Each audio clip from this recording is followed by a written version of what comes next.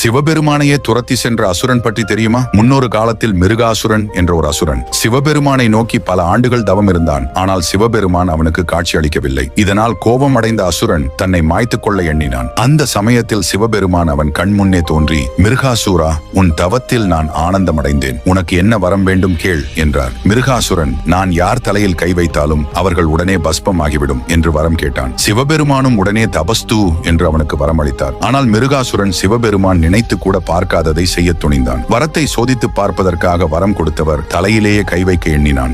அவன் தீய எண்ணத்தை அறிந்த சிவபெருமான் அந்த இடத்தை விட்டு ஓடினார். மிருகாசூரனும் சிவபெருமானை துரத்தி சென்றான். இதை அனைத்தையும் கண்டு ஆத்திரமடைந்த மகாவிஷ்ணு மோகினி ரூபத்தில் அவதாரம் எடுத்து மிருகாசுரன் முன்பு போய் நின்றார். மிருகாசுரன் காம எண்ணத்தினால் காய்ந்தான். அழகியே, நீ யார்? உன் அழகில் நான் மெய் மறந்தேன். மூவுலகத்திற்கும் நானே இப்போது பெருங்கடவுள். என்னை மணப்பாயா என கேட்டான். அதற்கு மோகினி, எனக்கு ஒரு குறிக்கோள் உண்டு. என்னுடன் நாட்டியமாடி யார் என்னை வெல்கிறார்